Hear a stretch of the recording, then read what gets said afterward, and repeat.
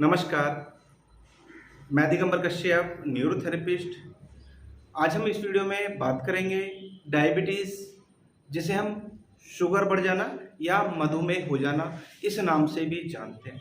आज हम देख रहे हैं कि ये एक बहुत कॉमन डिजीज़ बन गई है, यानी कि बहुत ज़्यादा लोगों को आज डायबिटीज़ की समस्या हो रही है और लगता है कि आज उम्र से भी इस बीमारी का कोई संबंध नहीं रहा, यानी कि हर किसी एज वर्ग में डायबिटीज़ हो रहा है।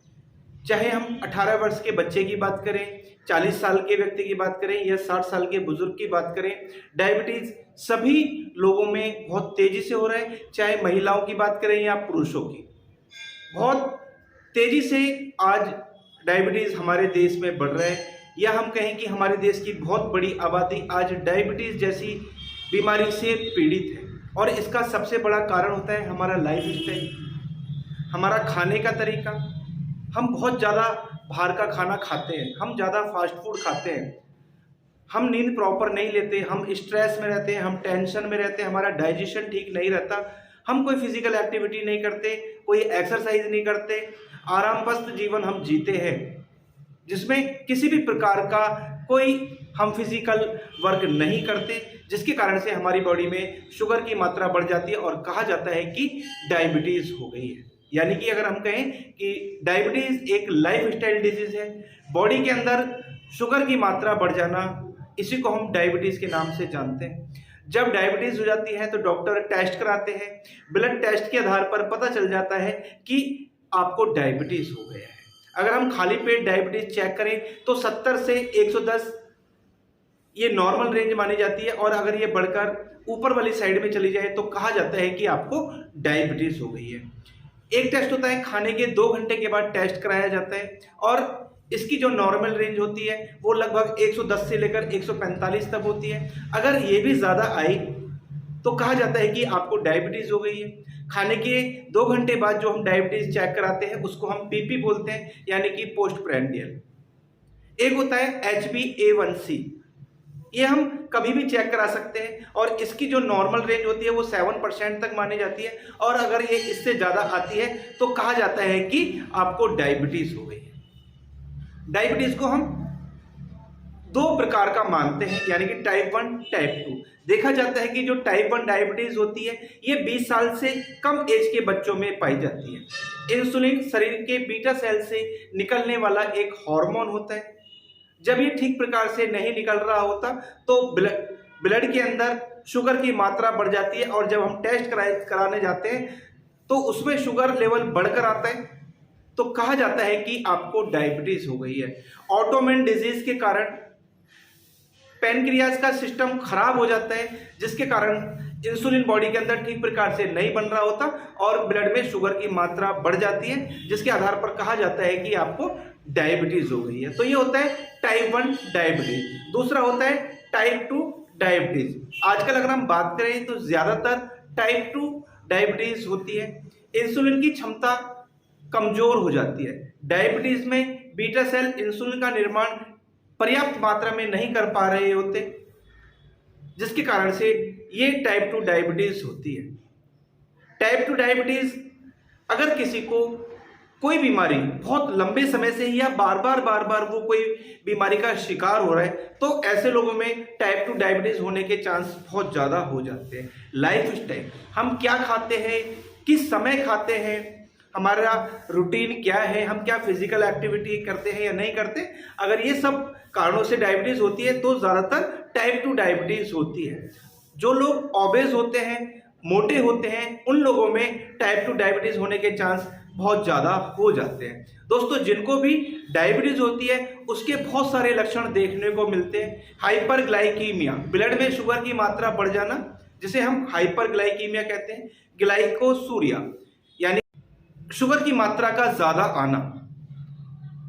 यूरिन बार बार आएगा, एक बार व्यक्ति यूरिन पास करके आएगा, पता चलेगा कि उसको दोबारा यूरिन जाने की इच्छा हो रही है, बार बार प्यास लगेगी, अभी पानी पिया, थोड़ी देर के बाद फिर लगेगा कि उसको प्यास लग रही है, गला सूखने लग जाता है, बार बार खाने की उसकी प्रवृत्ति हो जाती है, अभी खाना खाया, लगेगा कि भूख लग रही है, दोबारा खाना खाना चाहिए। जिनको भी डायबिटीज होती है देखा जाता है कि उनको फोड़े फुंसी या अगर कोई चोट लग गई है तो वो बहुत समय के बाद ठीक होती है। ऐसे लोगों का वजन देखा जाता है कि बहुत तेजी से कम हो रहा होता है और कुछ केसेस में जिनको डायबिटीज होती है देखा जाता है कि उनका वजन बढ़ भी सकता है। जरा सा काम करने पर व्यक्ति थक जाता है, लेटे रहने का मन करता है, किसी काम में मन नहीं लगता, व्यक्ति चिड़चिड़ा हो जाता है। ऐसे लक्षण देखने को मिलते हैं। दोस्तों, ये सब कुछ कारण थे, कुछ लक्षण थे जो आपने जाने। ये एक लाइफ स्टाइल डिजीज है। आप अपना रूटीन ठीक करें, समय पर खाना खाएं, हेल्दी डाइट लें, फिजिकल एक्टिविटी करें तो निश्चित ही आपकी डायबिटीज हमेशा के लिए ठीक हो सकती है। अगर फिर भी आपकी डायबिटीज ठीक नहीं हो रही है, आप काफी लंबे समय से डायबिटीज के लिए मेडिसिन ले रहे हैं या आप इंसुलिन पर आ गए हैं, यानी कि इंसुलिन का इंजेक्शन लेते हैं, फिर भी आपकी डायबिटीज नॉर्मल नहीं आ रही है, तो एक छोटा सा मैं ट्रीटमेंट आपको सिखाता हूँ।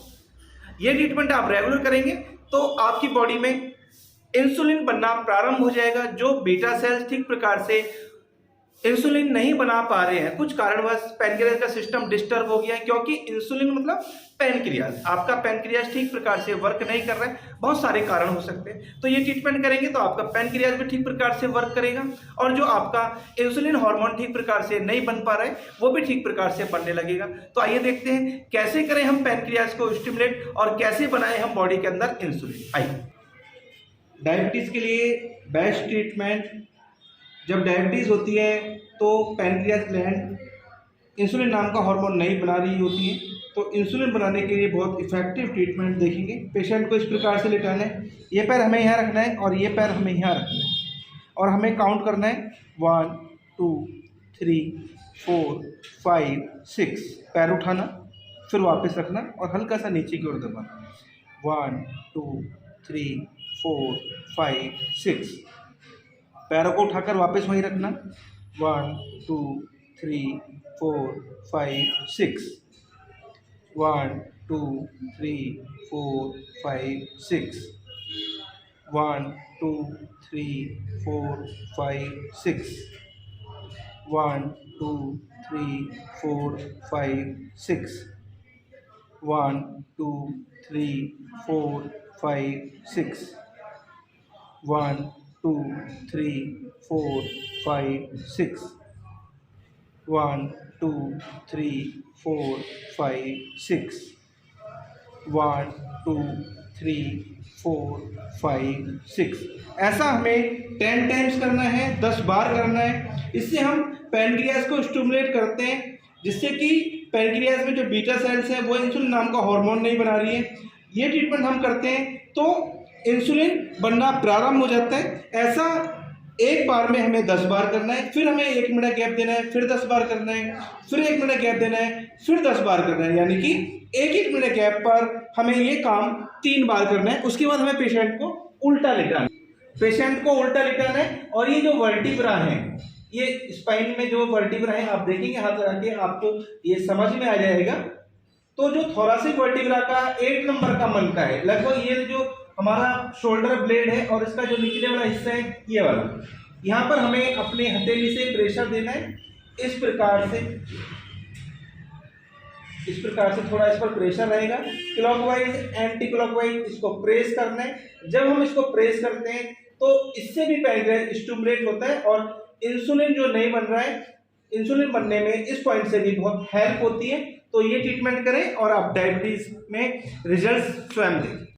दोस्तों, अभी इस वीडियो में आपने जाना डायबिटीज क्यों होती है, क्या कारण होते हैं और अगर किसी को हो जाए तो क्या लक्षण नजर आते हैं, पैनक्रियाज को हम कैसे स्टिमुलेट करें और बॉडी के अंदर हम इंसुलिन नाम का हार्मोन कैसे बनाएं। एक छोटा सा ट्रीटमेंट आपने देखा, बहुत इफेक्टिव ट्रीटमेंट है। आप ये ट्रीटमेंट रेगुलर करें, दिन में 3 से 4 बार आप ये ट्रीटमेंट कर सकते हैं और आपका जो पैनक्रियाज ठीक प्रकार से वर्क नहीं कर रहा है वो ठीक प्रकार से वर्क करने लगेगा और धीरे धीरे आपका जो शुगर लेवल बढ़ा हुआ है वो नॉर्मल आना शुरू हो जाएगा और आप डायबिटीज जैसी बीमारी के खतरे से भी बच सकते हैं। दोस्तों, उम्मीद करता हूं वीडियो आपके लिए बहुत इन्फॉर्मेटिव हो सकती है। दोस्तों, आप अगर हमारी वीडियो को पहली बार देख रहे हैं, हमारे चैनल को सब्सक्राइब जरूर करें, वीडियो को अधिक से अधिक शेयर करें, वीडियो को लाइक करना ना भूलें और बेल आइकन बटन जरूर दबा दें, जिससे कि जो भी वीडियो हेल्प पर हम बनाएं उसका नोटिफिकेशन टाइम आपको मिलता है।